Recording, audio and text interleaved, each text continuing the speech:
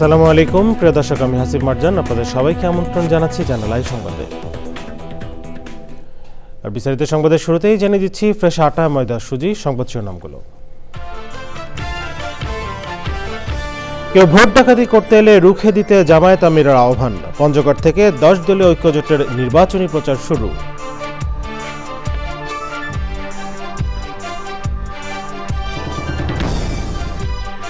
ব্রাহ্মণবাড়িয়া, কিশোরগঞ্জ, নরসিংদী ও নারায়ণগঞ্জে তারেক রহমানের রাতভর নির্বাচনী প্রচার, শীত উপেক্ষা করে মানুষের জমায়েত।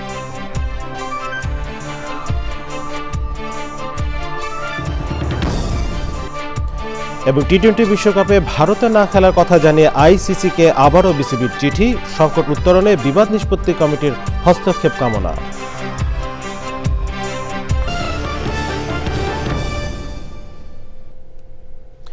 সংবাদ শিরোনামকে জানাচ্ছিলাম। এখনকার সংবাদের জন্য একই সঙ্গে চ্যানেলের ইউটিউব চ্যানেলে এবং চ্যানেলের ওটিটি প্ল্যাটফর্ম স্ক্রিনে লাইভ স্ট্রিম হচ্ছে। চলেছে বিস্তারিত সংবাদে। আর শুরুতেই থাকছে জাতীয় সংসদ নির্বাচন 2026 কাউন্টডাউন।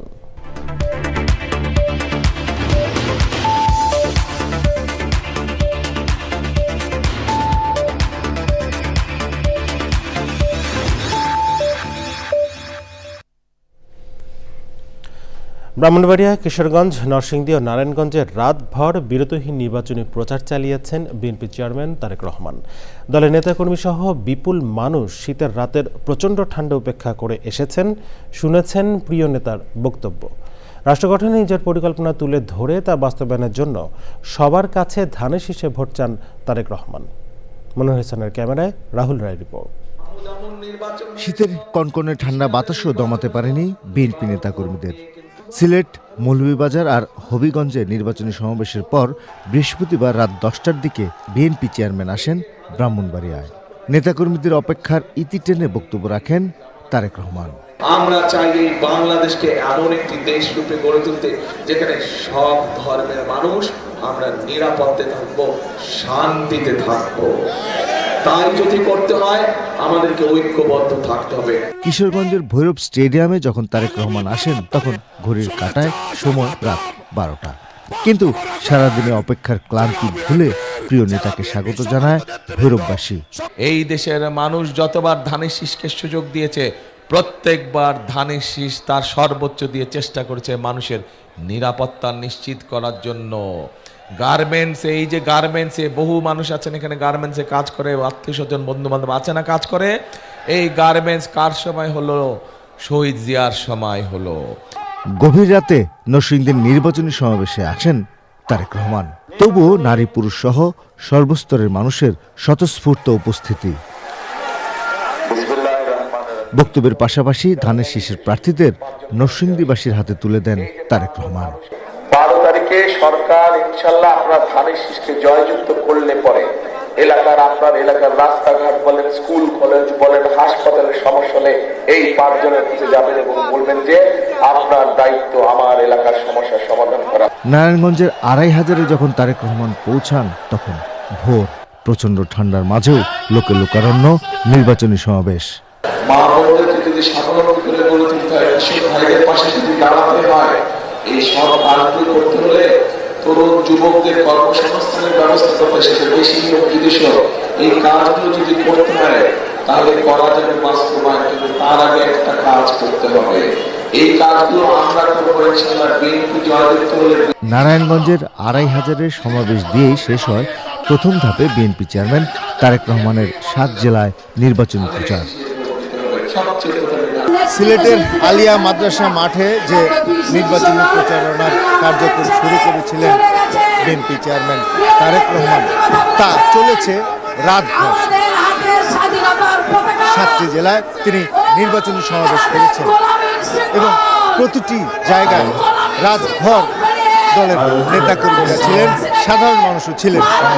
এই প্রচণ্ড ঠান্ডাকে উপেক্ষা করেই তারা তাদের প্রিয় নেতার বক্তব্য শুনেছেন। তারেক রহমানও রাষ্ট্র উন্নয়নে তার নেয়া পরিকল্পনাগুলো তুলে ধরেন মানুষের কাছে এবং সেই পরিকল্পনাগুলো বাস্তবায়নের জন্য ধানের শীষে ভোট চান। তারেক রহমানের নির্বাচনী সমাবেশ থেকে রাহুল রায়, চ্যানেল আই। কেউ ভোট ডাকাতি করতে এলে সম্মিলিতভাবে রুখে দেওয়ার আহ্বান জানিয়েছেন জামাতে ইসলামের আমির ডাক্তার শফিকুর রহমান। পঞ্চগড়ে 10 দলীয় নির্বাচনী জনসভায় তিনি বলেন, অন্য কোনো কার্ড নয়, দেশের মানুষই তাদের কার্ড। বিপদের সময় দেশের মানুষকে ফেলে পালিয়ে যাবেন না তারা। আরও জানাচ্ছেন তাফির ইসলাম সুজন। পঞ্চগড় চিনিকল মাঠে মানুষের এমন জমায়েত হয়ে গেল 12 ফেব্রুয়ারি নির্বাচন ঘিরে 10 দলীয় নির্বাচনী ঐক্যের শোডাউন। শুক্রবার সকাল থেকেই পঞ্চগড়ের বিভিন্ন উপজেলা থেকে খণ্ড খণ্ড মিছিল নিয়ে জনসভাস্থলে সমবেত হয় মানুষ। 2 আসনের এই জেলায় পঞ্চগড় 1 আসনের জোটের মনোনীত প্রার্থী ও জাতীয় নাগরিক পার্টির মুখ্য সংগঠক সার্জিস আলম। তিনি বলেন, নির্বাচনের পর যাদের খুঁজে পাওয়া যায় না তাদের এবার বয়কট করতে হবে। সারা বাংলাদেশের টেকনাফ থেকে তেঁতুলিয়া, রূপসা থেকে পাথুরিয়া 1,47,574 বর্গ কিলোমিটারে শুধু একটাই ধনী হবে, 10 দলীয় ঐক্যবদ্ধ বাংলাদেশ ইনশাআল্লাহ। জনসভায় প্রধান অতিথির বক্তৃতায় জামায়াতের আমির ডাক্তার শফিকুর রহমান বলেন, ষড়যন্ত্র করে উত্তরের এই জেলাগুলোকে বঞ্চিত করে রাখা হয়েছে। এবার পরিবর্তনের সময়। প্রিয় বাংলাদেশকে গর্বের বাংলাদেশ হিসেবে আমরা গড়ে তুলব। আপনারা দোয়া করবেন। আল্লাহ যদি আপনাদের মূল্যবান ভোটে, ভালোবাসায়, সমর্থনে 10 দলের এই সমন্বয়কে আপনারা পার্লামেন্টে পাঠান, যাতে সরকার গঠন করতে পারে। আমরা কথা দিচ্ছি, শুধু নদীর জীবন ফিরে আসবে না, মানুষেরও জীবন ইনশাআল্লাহ প্রাণ চঞ্চল হয়ে ফিরে আসবে। আমরা এই উত্তরবঙ্গের চেহারা মহান আল্লাহর উপর ভরসা করে বলতে চাই, বদলে দেওয়ার জন্য 5টি বছর যথেষ্ট হবে ইনশাআল্লাহ। আগামীতে কাউকে আর চুরি করতে দেওয়া হবে না উল্লেখ করে জামাতের আমির বলেন, দেশের মানুষের বিপদের সময় পালিয়ে যায় না জামাতে ইসলামী। দেশবাসীকে ফেলে চরম দুঃখ বিপদের সময়ও কোথাও আমরা যাইনি। আগামীতে প্রিয় দেশবাসী, আপনাদেরকে ফেলে আমরা যাব না। জীবনে মরণে একসাথে লড়াই করবো ইনশাআল্লাহ। ন্যায় এবং ইনসাফ ভিত্তিক, আধিপত্যবাদ মুক্ত, দুর্নীতি মুক্ত, দুঃশাসন মুক্ত মানবিক বাংলাদেশ সৃষ্টি না হওয়া পর্যন্ত আমাদের লড়াই অব্যাহত থাকবে। জনসভায় বক্তারা নির্বাচনের পরিবেশ সুষ্ঠু রাখার দাবি জানায় এবং জোটের নেতাদের ঘরে ঘরে গিয়ে ভোট চাওয়ার আহ্বান জানান। তাফহিমুল ইসলাম, চ্যানেল আই, পঞ্চগড়। আসন্ন জাতীয় সংসদ নির্বাচন ভবিষ্যতের সব নির্বাচনের জন্য একটি মানদণ্ড স্থাপন করবে বলে আশা প্রকাশ করেছেন প্রধান উপদেষ্টা অধ্যাপক মোহাম্মদ ইউনূস। রাষ্ট্রীয় অতিথি ভবন যমুনায় বাংলাদেশে সদ্য নিযুক্ত মার্কিন রাষ্ট্রদূত ব্রেন্ট ক্রিস্টেনসেন সৌজন্যে সাক্ষাৎ করতে গেলে তিনি বলেন, সরকার একটি অবাধ, সুষ্ঠু, অংশগ্রহণমূলক নির্বাচন আয়োজনে পুরোপুরি প্রস্তুত। সাক্ষাতে দুই পক্ষের মধ্যে আসন্ন জাতীয় নির্বাচন, শ্রম আইনের ব্যাপক সংস্কার, প্রস্তাবিত বাংলাদেশ যুক্তরাষ্ট্র শুল্ক চুক্তি এবং রোহিঙ্গা সংকট সহ বিভিন্ন বিষয়ে আলোচনা হয়। প্রধান উপদেষ্টা বলেন, 12 ফেব্রুয়ারি নির্বাচন অবাধ, সুষ্ঠু ও স্বচ্ছ হবে। তিনি জানান, ইউরোপীয় ইউনিয়ন সহ উন্নয়ন সহযোগীরা নির্বাচনে পর্যবেক্ষক পাঠাবে। প্রধান উপদেষ্টা বলেন, এটি একটি উৎসবমুখর নির্বাচন হবে। ভবিষ্যতের ভালো নির্বাচনের জন্য এটি একটি মানদণ্ড তৈরি করবে। জবাবে মার্কিন রাষ্ট্রদূত ব্রেন্ট ক্রিস্টেনসেন বলেন, ফেব্রুয়ারির নির্বাচনে যারাই বিজয়ী হবেন তাদের সঙ্গে কাজ করতে তিনি আগ্রহী। গত 18 মাসে অন্তর্বর্তী সরকারের নেওয়া গুরুত্বপূর্ণ সংস্কার উদ্যোগ এবং অধ্যাপক ইউনূসের নেতৃত্বের প্রশংসা করেন তিনি।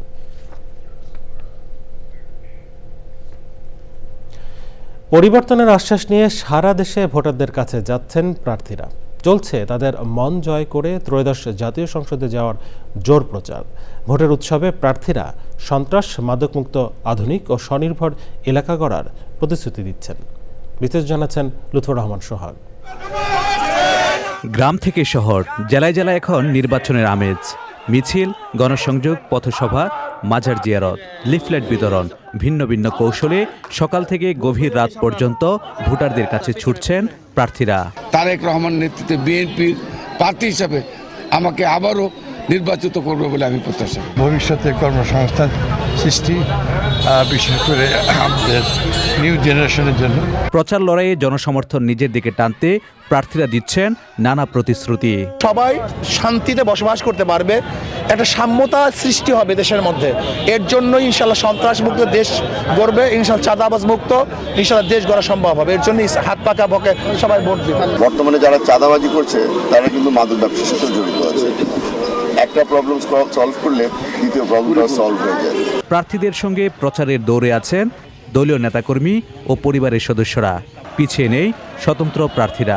শুধু মুজিবুর রহমান সরোয়ার না, সারা বাংলাদেশ থেকে ইনশাল্লাহ আমরা আশা করব ধানের শীষ বিপুল ভোটে জয়লাভ করবে। আমি বিশ্বাস করি আমরা একটা সুস্থ, সুন্দর, ফেয়ার নির্বাচন করব। সেক্ষেত্রে আমরা আপনাদের কাছে অনুরোধ, লাঙ্গল মার্কায় ভোট দিবেন। ভোটাররা বলছেন, প্রার্থীদের অতীত, বর্তমান ও ভবিষ্যৎ পরিকল্পনা বিবেচনা করেই নিজেদের রায় দেবেন তারা। লুথরমান সোহাগ, চ্যানেল আই। ঢাকার কেরানীগঞ্জে হযরতপুর ইউনিয়ন বিএনপির সাধারণ সম্পাদক হাসান মোল্লাকে গুলি করেছে দুর্বৃত্তরা। গুরুতর অবস্থায় তাকে উদ্ধার করে ঢাকা মেডিকেল কলেজ হাসপাতালে ভর্তি করা হয়। প্রত্যক্ষদর্শীরা জানান, রাতে হযরতপুর ইউনিয়নের ৯ নম্বর ওয়ার্ড বিএনপি কার্যালয়ের সামনে মোটরসাইকেলে করে আসা অজ্ঞাত দুজন গুলি করে পালিয়ে যায়। গুলিবিদ্ধ হাসান মোল্লাকে রাতে হাসপাতালে দেখতে যান ঢাকা ২ আসনের বিএনপি মনোনীত প্রার্থী আমানুল্লাহ আমান। তিনি অভিযোগ করেন, নির্বাচন বানচাল করতে নেতাকর্মীদের ওপর হামলা হচ্ছে।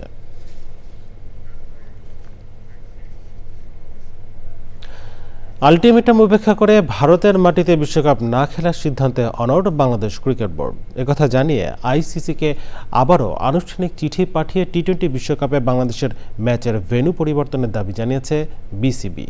নিরাপত্তা শঙ্কার কথা উল্লেখ করে বিসিবি জানিয়েছে, ভেন্যু পরিবর্তন না হলে বাংলাদেশ দল ভারতে গিয়ে এবারের বিশ্বকাপে খেলবে না। ইমেইলে পাঠানো চিঠিতে বিসিবি সংকট উত্তরণে আইসিসির স্বাধীন ডিসপিউট রেজলিউশন কমিটির হস্তক্ষেপ চেয়েছে। নিরপেক্ষ আইনজীবীদের নিয়ে গড়া আইসিসির এই কমিটি আন্তর্জাতিক ক্রিকেটে বিবাদ নিষ্পত্তির দায়িত্বে থাকে। আলটিমেটামের সময়সীমা পেরিয়ে গেলেও টি-20 বিশ্বকাপে বাংলাদেশ ইস্যু নিয়ে নতুন কোনো তথ্য জানায়নি আইসিসি।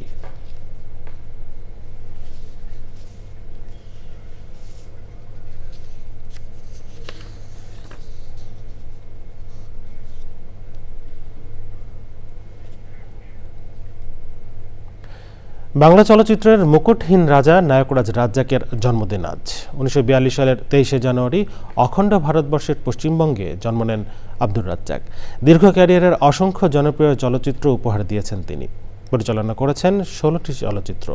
রাজ্জাক গড়ে তোলেন নিজস্ব প্রযোজনা প্রতিষ্ঠান রাজলক্ষ্মী প্রোডাকশন। ২০১৫ সালে অর্জন করেন রাষ্ট্রের সর্বোচ্চ সম্মাননা স্বাধীনতা পুরস্কার। ২০১৩ সালে জাতীয় চলচ্চিত্র পুরস্কারে তাকে আজীবন সম্মাননা প্রদান করা হয়। ৫ বার শ্রেষ্ঠ অভিনেতা হিসেবে জাতীয় চলচ্চিত্র পুরস্কার অর্জন করেন তিনি। নায়করাজ রাজ্জাকের জন্মদিনে চ্যানেল আই পর্দায় রয়েছে নানা আয়োজন। সকাল ৭টা ৪০ রাজ্জাক অভিনীত সিনেমার গান নিয়ে হয়েছে গান দিয়ে শুরু অনুষ্ঠান। দুপুর ১টা ৫ প্রচার হয়েছে নায়করাজ অভিনীত সিনেমার গান নিয়ে অনুষ্ঠান এবং সিনেমার গান। বিকেল ৪:৩০ দেখানো হবে আব্দুর রহমানের উপস্থাপনায় নায়করাজকে নিয়ে নির্মিত সাময়িকের বিশেষ পর্ব নায়ক থেকে নায়করাজ।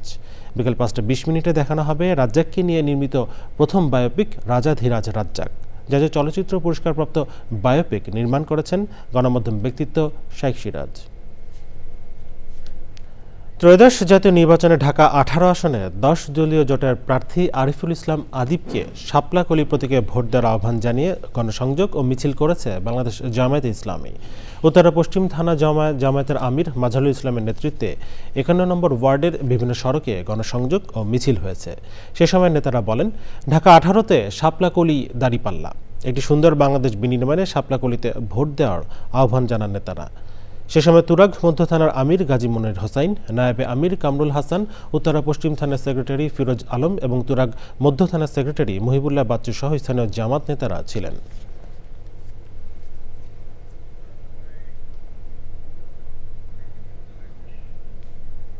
এবারে রয়েছে নিটল টাটা কৃষি সংবাদ।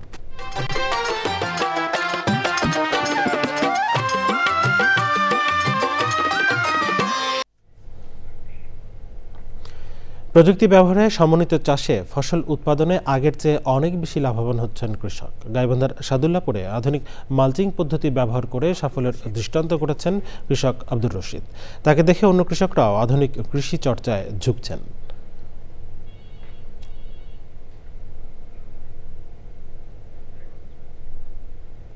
এখন দেখবেন প্রকৃতি সংবাদ।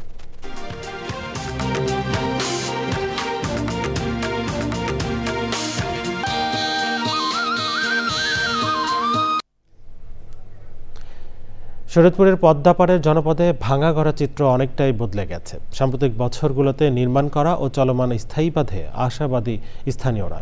এতে বিভিন্ন পরিবেশ প্রতিবেশ পুনরুদ্ধারের পাশাপাশি অর্থনৈতিক খাতেও গতি আসবে বলে মনে করেন বিশেষজনেরা। 2027 সালের জুনে বাঁধ নির্মাণ শেষ হবে বলে জানিয়েছে পানি উন্নয়ন বোর্ড।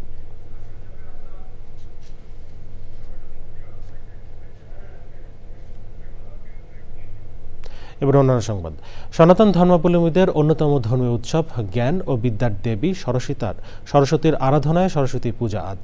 পূজায় অভিভাবকরা তাদের সন্তানের উন্নত ভবিষ্যতের জন্য প্রার্থনা করেন। শিক্ষার্থীরা প্রার্থনা করেন তাদের নিজেদের জন্য। সনাতন ধর্মাবলম্বীদের শুভেচ্ছা জানিয়ে জ্ঞানকে সমাজের উন্নতির জন্য ব্যবহারের আহ্বান জানিয়েছেন প্রধান উপদেষ্টা অধ্যাপক মোহাম্মদ ইউনূস। রিপোর্ট করছেন শাকির আদনান। শাস্ত্রীয় বিধান অনুযায়ী মাঘ মাসের শুক্লা পঞ্চমী বা বসন্ত পঞ্চমীতে সরস্বতী পূজা হয়। সনাতন ধর্মাবলম্বীরা বিশ্বাস করেন দেবী সরস্বতীর আরাধনায় বিদ্যা, বুদ্ধি ও সৃজনশীলতা অর্জন করা যায়। ঢাকা বিশ্ববিদ্যালয়ের জগন্নাথ হলসহ মন্দির ও শিক্ষা প্রতিষ্ঠানে পূজা, পুষ্পাঞ্জলি, প্রসাদ বিতরণ সহ নানা আয়োজন করা হয়। মায়ের কাছে আমাদের চাওয়া যাতে আমাদের প্রজন্ম বিদ্যা ও বুদ্ধিতে ভালো হয়, দেশ ও জাতির কল্যাণে তাদের মেধাকে কাজে লাগাতে পারে। মায়ের কাছে প্রথমেই আমার ছেলে মেয়েদের জন্য আশীর্বাদ কামনা করছি। আমি যেন ভালো পড়ালেখা করতে পারি, ভালো মানুষ হতে পারি। আমার ছোট ছেলের আজকে বার্থডে, আর সাথে ওকে আজকে প্রথম হাতে খড়ি দিলাম যাতে পরবর্তীতে জীবনে পড়াশোনা করে অনেক উন্নতি করতে পারে। সন্তানের মঙ্গল কামনা করে শিশুদের পড়াশোনায় হাতে করে দেন সনাতন ধর্মাবলম্বীরা। ঠাকুরের কাছে এটাই প্রার্থনা যেন ওই যে সবাই ভালোভাবে লেখাপড়া করতে পারে, মানে মানুষ হয় যেন। একটাই প্রার্থনা যেন উনি ওকে সৎ বুদ্ধি সম্পূর্ণভাবে যেন সে বড় বেড়ে উঠতে পারে, বড় হতে পারে, আর বিদ্যা বুদ্ধি যেন সে বড় হতে পারে। জগন্নাথ হল প্রাঙ্গণে নাগরদোলা, ট্রেন ভ্রমণ সহ নানা পণ্য বিক্রির আয়োজন করা হয়। Shakir Adnan, channel I, Dhaka. বাংলাদেশকে ফুটবলে সহযোগিতা দেওয়া এবং ক্রিকেটে সহযোগিতা নেওয়ার আগ্রহ দেখিয়েছে ফুটবলে বিশ্ব চ্যাম্পিয়ন ইটালি। ঢাকায় ষষ্ঠ এম্বাসি ফুটবল খেলতে এসে দেশটির রাষ্ট্রদূত জানালেন, ক্রিকেটে উদীয়মান ইটালি বাংলাদেশ থেকে সহযোগিতা চায়, বিনিময়ে ফুটবলে সহযোগিতা করতে পারে তারা। এ ধরনের আয়োজনে দ্বিপাক্ষিক ও বহুপক্ষীয় কূটনীতি সহজ হয় বলে মনে করেন পররাষ্ট্র সচিব। বান্দর রহমান জানাচ্ছেন বিস্তারিত। দ্বিপাক্ষিক বা বহুপক্ষীয় কূটনীতির আনুষ্ঠানিক মঞ্চ নয়, বরং খোলা আকাশের নিচে ভরপুর আনন্দ আয়োজন। রঙিন জার্সিতে ফুটবল উৎসবে কেতাদুরস্ত কূটনীতিকরা। এই সফট ডিপ্লোমেসির হোস্ট হিসেবে উদ্বোধনী ম্যাচে পররাষ্ট্র মন্ত্রণালয়ের টিম বাংলাদেশ, প্রতিপক্ষ আন্তর্জাতিক অভিবাসন সংস্থা IOM। ডিপ্লোম্যাটিক মিশনস যারা ঢাকাতে আছেন তাদের সাথে একটা সম্প্রীতি সৌহার্দ্য বৃদ্ধি করার লক্ষ্যেই এটা করা হচ্ছে। যেহেতু football is a game for peace and prosperity, আর ডিপ্লোম্যাটিক মিশনসগুলির মধ্যে সৌহার্দ্য বৃদ্ধি হয় এবং বাংলাদেশ বিং হোস্ট কান্ট্রি, আমাদের সাথেও এই মিশনগুলি এখানে প্রায় 50 embassies and international organisations they are operating, তাদের সাথেও একটা সৌহার্দ্য সম্প্রীতি বৃদ্ধি পায়। কূটনীতিকরা বললেন, এ ধরনের আয়োজন সম্পর্ক সহজ করতে সহায়ক। Sport should always be above politics, right? And that is the spirit of the Olympic Games. Sport diplomacy is important. It's part of our part of our job as diplomats. We also have to practice sport in a social way, exactly to have dialogue with others, with other countries, and to understand each other. Very well in football, especially the female team.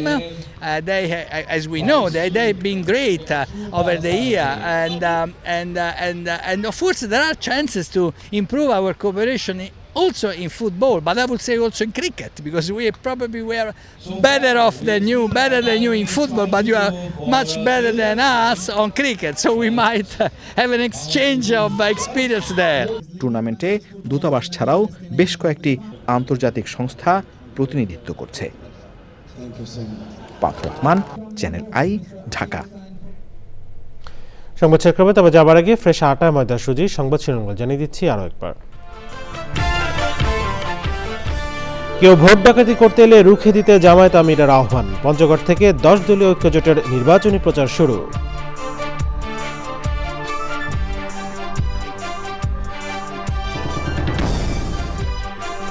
Brahmanbaria, Kishoreganj, Narsingdi ও নারায়ণগঞ্জে তারেক রহমানের রাতভর নির্বাচনী প্রচার, শীত উপেক্ষা করে মানুষের জমায়েত।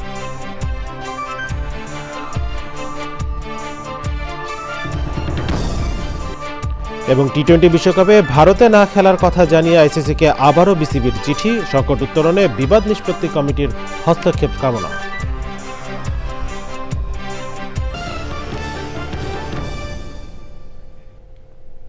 প্রিয় দর্শক, এই ছিল চ্যানেলের সঙ্গে এখনকার আয়োজন। এতক্ষণ সাথে থাকার জন্য ধন্যবাদ সবাইকে।